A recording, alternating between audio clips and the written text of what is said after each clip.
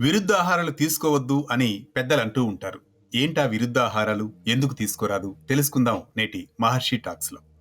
ఆయుర్వేదం ప్రకారం రెండు వేర్వేరు ఆహారాలు మంచివైనా అవి రెండూ కలవడం ద్వారా విరుద్ధ ఆహారాలుగా మారుతాయి. అది ఆరోగ్యాన్ని పాడు చేస్తుంది. అత్యంత వేడిగా ఉండే ఆహారంతో కలిపి చల్లటి పదార్థాలు తీసుకోవడం విరుద్ధాహారం. పాలు, అరటిపండు రెండూ ఒకేసారి తీసుకోవడం కూడా విరుద్ధాహారమే. వీటి వల్ల జీర్ణక్రియ మందగిస్తుంది, టాక్సిన్స్ పేరుకుపోతాయి.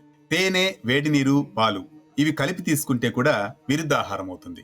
వీటి వల్ల కూడా అనారోగ్యం పాలవుతాం. చేపలు, పాలు కలిపి తీసుకుంటే అది కూడా విరుద్ధాహారమే. వీటి వల్ల ఎలర్జీ, చర్మ రోగాలు వస్తాయి. సాధారణంగా పెళ్లిళ్ళు, ఫంక్షన్స్ లో వేడిగా భోంచేశాక చల్లటి ఐస్ క్రీమ్ తీసుకోవడం ఒక క్రేజీ అయిపోయింది. ఇది మాత్రం తప్పని మన ఆయుర్వేదం చెబుతోంది. వేడిగా భోంచేశాక చల్లటి ఐస్ క్రీమ్ తీసుకోవడం విరుద్ధాహారం కిందకే వస్తుంది. దీనివల్ల మనం అనారోగ్యం పాలవుతాం. మన శరీరంలో అగ్ని ముఖ్యం ఆరోగ్యానికి. రాత్రిళ్లు పెరుగన్నం తింటే అజీర్ణం పెరుగుతుంది, తద్వారా జీర్ణశక్తి మందగిస్తుంది. అగ్ని బాగుంటే ఆరోగ్యం బాగుంటుంది. అగ్ని అంటే జీర్ణం. ఆ జీర్ణం సరిగ్గా కావాలంటే మనం విరుద్ధ ఆహారాల జోలికి వెళ్ళకూడదు. ఏం తింటున్నామన్నది కాదు, ఎలా తింటున్నామన్నది కూడా ముఖ్యం. అదే ఆయుర్వేదం చెప్పే సత్యం.